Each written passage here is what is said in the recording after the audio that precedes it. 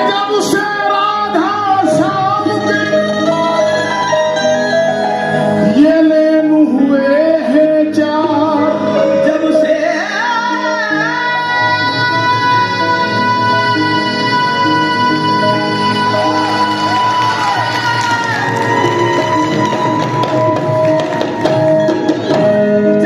राधा श्याम के दो लेन हुए हैं चार।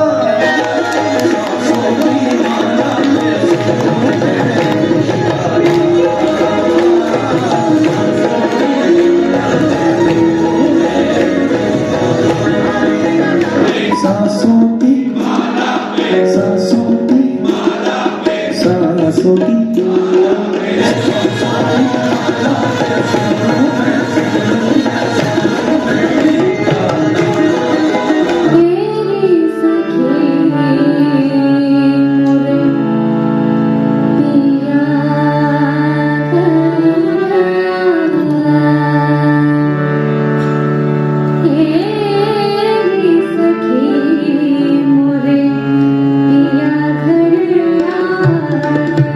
नमस्कार दोस्तों, the news guide YouTube channel पर आपका स्वागत है। दोस्तों, आप हमारे पीछे पोस्टर्स देख सकते हैं।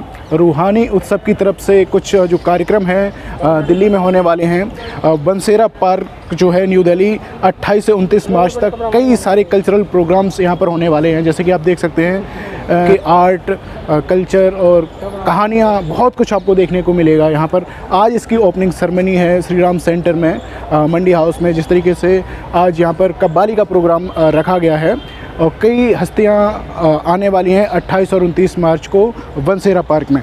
तो आप देखेंगे कि रूहानी उत्सव की तरफ से इस तरीके की सुरों की सरगम, कहानी की रवानी, इस तरीके के आपको कई लोग देखने को मिलेंगे। जैसे हिमांशु वाजपेयी हुए और भी अवध ओझा हैं, वो भी यहाँ पर आएंगे और जो है कल्चरल से लेकर हर तरीके की चीज़ें आपको सुनने को मिलेंगी। तो आप लोग ज़रूर आइए। आपको बता दें, ये फ्री ऑफ कॉस्ट है। इसमें आपको कोई भी टिकट नहीं लेनी है। आपको QR कोड दिया गया है, इसके थ्रू आप स्कैन करके अपनी टिकट बुक कर सकते हैं। ये पोस्टर देख सकते हैं, इसमें वर्कशॉप के बारे में भी बताया गया है कि ये प्रोग्राम भी यहाँ पर होने वाले हैं। एक वर्कशॉप होने वाली है, हुनर, परंपरा और रचनात्मकता का संगम। और इसी तरीके से कुछ बच्चों के लिए भी खेल, रंग, मस्ती का होगा शानदार संगम, उत्साह, आनंद। तो आप ये देखिए 28 से 29 मार्च को बंसेरा पार्क में बहुत ही शानदार प्रोग्राम होने वाला है और जिसको लेकर लोगों में काफ़ी उत्साह है और कई सारे चेहरे आने वाले हैं, कई सारे कल्चरल प्रोग्राम्स होने वाले हैं। मिट्टी की खुशबू, सुरों का अंदाज, हर धुन में बसता है लोक संगीत का राज। तो ये जो है रामचंद्र गंगोलिया जो हैं, ये भी आने वाले हैं बंसेरा पार्क न्यू दिल्ली 28 से 29 मार्च। और ज़रीनी, खेतान, ये सब लोग आने वाले हैं यहाँ पर और कई सारे ऐसे नामचीन चेहरे भी यहाँ आएंगे। देख सकते हैं यहाँ पर मास्टर सलीम, ये भी आने वाले हैं। जैसा कि आप देख सकते हैं अवध ओझा जी हैं, वो भी यहाँ पर आएंगे और भी कई जो फेमस चेहरे हैं वो यहाँ पर आने वाले हैं। इनकी जो बातचीत है वो भी काफ़ी प्रेरणादायी होगी। और मास्टर सलीम, काफ़ी अच्छा एक्सपीरियंस होने वाला है यहाँ पर। मोहम्मद रफ़ीक, लंगा, ये सारे लोग आने वाले हैं। तो जितने ही आपने पोस्टर्स देखे, आप यहाँ पर इस प्रोग्राम का आनंद ले सकते हैं। और जो ये पास है, आप इसके थ्रू, स्कैनर के थ्रू, ये जो स्कैनर दिखाई दे रहा है, इसके थ्रू आप फ्री पास ले सकते हैं। मैम, प्रोग्राम था, कई सारे कल्चर को एक साथ लाने की कोशिश है, कैसे देखते हैं आप इस प्रोग्राम को? मेरे लिए सबसे ज़्यादा ज़रूरी है कि हम इस देश के इतने सारे सुंदर आर्ट फॉर्म्स हैं, हर एक जगह का अलग फोक है, इतने सारे हमने इस देश से इतने सारे सिंगर्स निकले हैं, इतने सारे राइटर्स निकले हैं। और इससे अच्छी कोई बात नहीं हो सकती है कि हम अपने जीवन में जितनी भी व्यस्तताएं हैं, जितना भी हम बिज़ी रहते हैं, 1-2 दिन निकाल करके हम थोड़ा वक्त दें अपने आप को जानने के लिए कि what all beauty our country stands for. बहुत सुंदरता है हमारे देश में। हम थोड़ा सा मैं और तुम की लड़ाई, हम आपकी लड़ाई, नफ़रत से थोड़ा दूर होकर के एक बार ये जानने की कोशिश कर लें कि क्या सुंदर हेरिटेज है इस देश का। और उस हेरिटेज को प्रैक्टिस करने के लिए कोई किसी धर्म का नहीं होना पड़ता।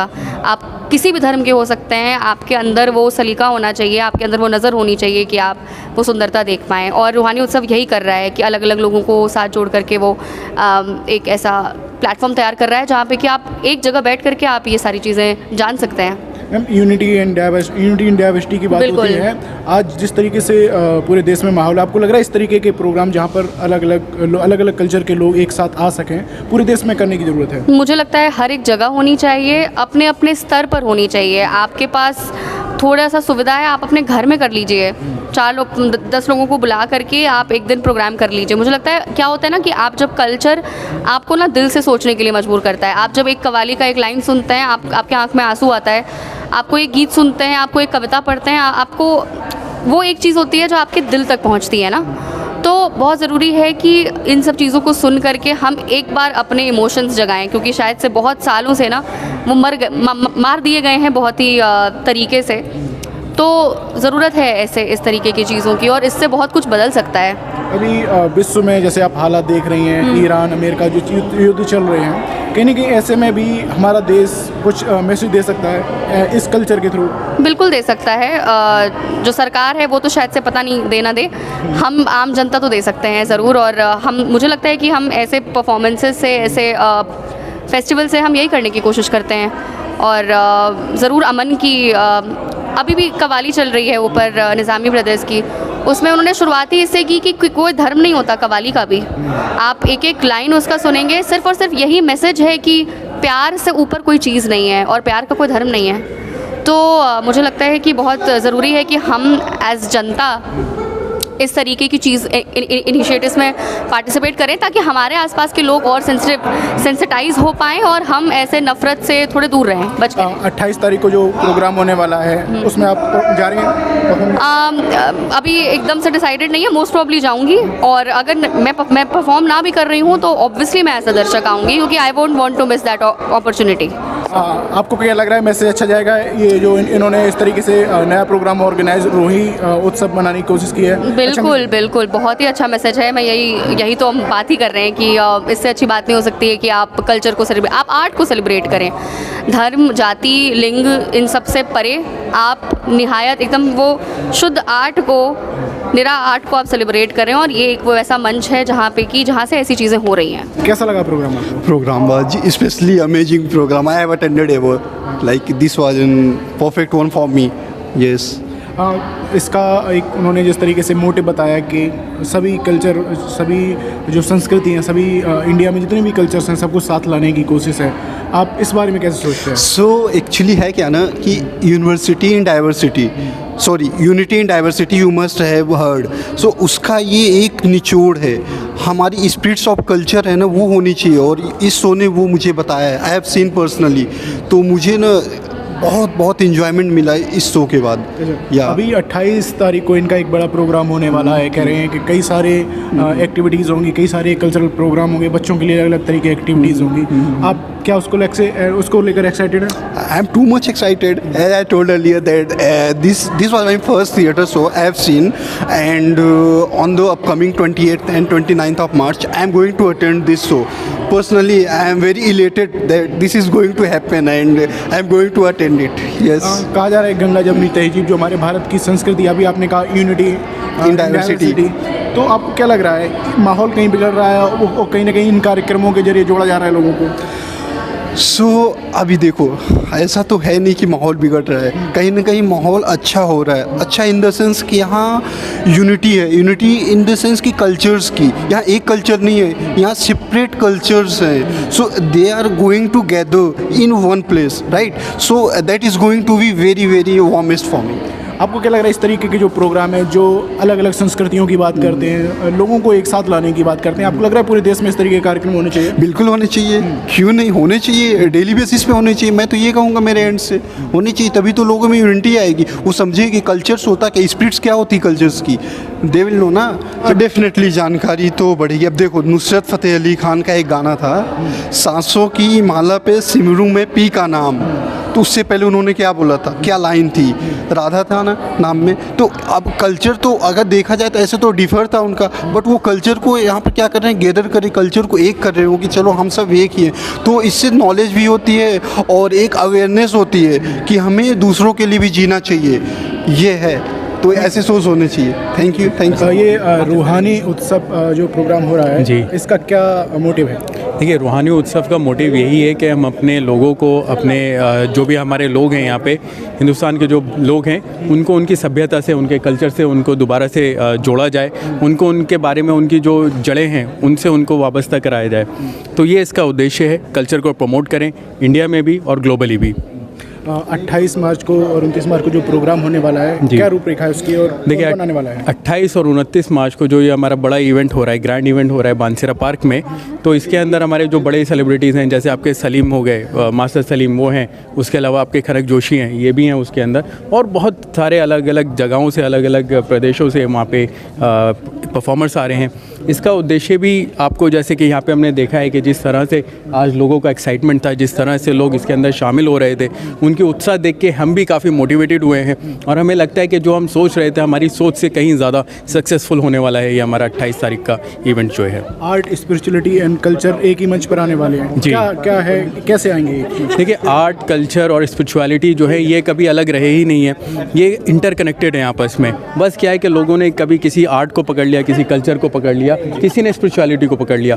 तो हमारे लिए ये आसान है कि एक ही जगह पे सबको इंटरकनेक्टेड जो चीज़ें हैं उनको हम एक साथ ले आए। तो उसमें हमने कल्चर, जो हमारी चीज़ें हैं, जैसे कि आर्ट परफॉर्मेंसेज हो गई, वर्कशॉप हो गई, उसके बाद जैसे कव्वाली आज सुनी, लोगों ने गज़ल सुनी, तो कनुप्रिया जो है उन्होंने बड़ी अच्छी गज़लें पढ़ी हैं। तो ये खुद में एक सारी चीज़ों का सम्मेलन है और बड़ा अच्छा कॉम्बिनेशन है। तो वहाँ पे ये चीज़ और ग्रैंड लेवल पे देखने को मिलेगा आपको। जी, धन्यवाद। एक प्रश्न और था कि क्या ये आगे जो प्रोग्राम्स होने वाले हैं देश के अन्य हिस्सों में भी होंगे? अब बिल्कुल बिल्कुल, इसमें कोई दो राय नहीं है। ये हमारा एक प्रोग्राम है जो शुरुआत हुई है, लोगों को बताया गया है, और ये चेन हमारी चलती रहेगी हर हिस्सों में। हर जिस तरह की हमारा भारत है, अलग अलग प्रदेश है, तो वहाँ पे उनके कल्चर को लेके वहाँ पे प्रमोशन होगा, उस तरह पे इवेंट होंगे वहाँ पे। अभी कई सारे प्रोग्राम्स दिल्ली में ऐसे होते रहते हैं, मतलब जिनमें जैसे आपने सुना जश्न-ए-रेख़ता, इस तरीके को भी एक ऐसी है। क्या उसी तरीके से इसको भी आगे बढ़ाया जाएगा? देखिए, बिल्कुल आगे बढ़ाना है इसे, और बहुत ग्रैंड लेवल पे करेंगे हम इसे। बाकी के जो इवेंट्स हो रहे हैं उससे हमारा इवेंट थोड़ा अलग है, क्योंकि हर किसी इवेंट ने कुछ एक आर्ट पकड़ रखी है, एक लैंग्वेज पकड़ रखी है। हमने हर चीज़ को उसके अंदर कंबाइन कर दिया है। रूहानी उत्सव का मकसद शुरू से साफ है कि इंसान के अंदर की जो एक्साइटमेंट है, उसकी जो खुशी है, उसको उससे मिलाने का काम है रूहानी उत्सव का। वो अपनी कलाओं को जो भूल चुका है या अपनी संस्कृतियों से जो थोड़ा सा दूर हो चुका है, यानी वो कलाएं, वो संस्कृतियां या वो अध्यात्म जो इंसान को इंसान से मिलाता है, तुमसे तुम्हारी मुलाकात कराता है। और जब इंसान खुद से मिलता है तो उससे ज़्यादा सुखी इंसान कोई नहीं होता है। तो रूहानी उत्सव उसी का एक मंच है। आज यहाँ पर हमने रूहानी उत्सव के उसी प्रोग्राम को, जो हम 28 और 29 मार्च को बानसेरा पार्क में करने जा रहे हैं, उसका एक उद्घाटन समारोह था। और इस उद्घाटन में हमने देखा कि जिस तरीके से हमारी यंग जनरेशन थी, जिस तरीके से हमारे जो है क्या कहते हैं बुजुर्ग लोग बैठे हुए थे, जिस तरीके से मैच्योर लोग बैठे हुए थे, हम लड़कियाँ थी, औरतें थी, महिलाएं थी, सारा मतलब हर एज ग्रुप यहाँ पर था। और हर एज ग्रुप एक ही आवाज़ के साथ तालियां बजा करके इस प्रोग्राम को जो है ना उसका स्वागत कर रहा था, उसे अप्रिशिएट कर रहा था, उसका सम्मान कर रहा था। इससे मुझे अंदाज़ा लगा कि 28-29 मार्च को जो हमारा आने वाला रूहानी उत्सव, जो हमारा प्रोग्राम होगा, वो बहुत बड़ा होने वाला है। और बड़ा होने की एक और वजह हम आपको बताएं कि अभी हमने 3 दिन पहले अपनी वेबसाइट पर रूहानी उत्सव, उस जो इवेंट हमारा होने वाला है, वहाँ पर रजिस्ट्रेशन के लिए हमने फ्री कर रखा। 3 दिन के अंदर वो हमारा पूरा का पूरा जो है वेबसाइट वो जाम हुआ है, क्योंकि इतना तेज़ी से के साथ डेली कम से कम सैकड़ों फ़ोन हैं, सैकड़ों मैसेजेज हैं कि हम रूहानी उत्सव में आ रहे हैं। तो रूहानी उत्सव थोड़ा अलग इसलिए भी है कि ये हर एज का प्रोग्राम है। एक फैमिली में 5 साल से लेकर के 65 साल का आदमी अगर उस प्रोग्राम में आता है, हर वर्ग, हर एज के वर्ग के लिए वहाँ पर उसे कुछ ना कुछ जो है वो देखने को मिलेगा। आप खाने के शौकीन हैं, खाने के स्टॉल लगे हुए हैं, आप शॉपिंग के शौकीन हैं, आप वहाँ पर शॉपिंग कर सकते हैं, घूम फिर सकते हैं, वर्कशॉप है, कैलीग्राफी है, आपका टॉय मेकिंग है। जो हमारा टॉय मेकिंग का बंदा आ रहा है, तकरीबन वो पिछले 3 क्या कहते हैं वो नस्लों से, उसके बाप, उसके दादा, पिछले 60 वर्षों से टॉय मेकिंग का काम कर रहे हैं। वो 21 साल से टॉय मेकिंग का काम कर रहा है। कैलीग्राफी इंटरनेशनल आर्टिस्ट कि आपको बनाया, हिंदी में करिए, संस्कृत में कराइए, उर्दू में कराइए, जिसमें भी आप कराइएगा, तो वो है। तो आर्टिस्ट जो है वो हमारा जो लेवल है वो एक तो कम से कम फोक से जुड़ा हुआ हो, संस्कृति से जुड़ा हुआ हो, अध्यात्म से जुड़ा हुआ हो। आप देखेंगे सेगमेंट, आप लोगों को सेगमेंट मिला हुआ है, हमारे सेगमेंट में हर कुछ है। जहाँ एक तरफ कव्वाली है, जहाँ एक तरफ जो है दास्तान गोई है, जहाँ एक तरफ जो है ना क्लासिकल म्यूज़िक है। क्लासिकल म्यूज़िक आज के दौर में कहाँ पर धीरे धीरे लोग जो है वो कल्चरल टॉक है। अवध ओझा सर जो है वो हमारे कल्चरल टॉक का हिस्सा बनने जा रहे हैं। रईस सनी साहब जो है कव्वाली, खनक जोशी एक युवा सिंगर जो है वो कव्वाली जो है वो पढ़ने जा रही है। एक अभी नई हमारी जो है ना वो क्लासिकल नृत्य है, वो डॉक्टर ऋतुजा लोंढे जो हिमाचल शिमला हिमाचल से हैं, वो उनका है। एक हमारी जो है वो तन्मया क्षीरसागर हैं, वो आ रही हैं बड़ौदा गुजरात से, वो क्या कहते हैं क्लासिकल संगीत करते हैं। तो ये पूरा पैकेज है, पूरा पैकेज है कि आप उसमें आएंगे तो आप खुश होकर के जाएंगे। आपको कुछ ना कुछ मिलेगा ज़रूर, ऐसा कुछ मिलेगा जो आपको लगेगा शायद बरसों से आप उसे ढूंढ रहे थे और हमें रूहानी उत्सव में मिल गया। लेकिन जहाँ एक तरफ संस्कृति की कल्चर की जब प्रोग्राम की बात होती है तो आज के जो जेन जी हैं वो वेस्टर्न कल्चर को ज़्यादा फॉलो करना चाहते हैं। उनको आप कैसे अपनी तरफ खींच कर लाएंगे, कैसे उनको समझाएंगे अपनी संस्कृति के बारे में, कैसे आप बताएंगे? देखिए, आर्ट, कल्चर और स्पिरिचुअलिटी, जी, ये तीन ऐसी चीज़ें हैं जो हमारे देश की धरोहर है। बिल्कुल ठीक है।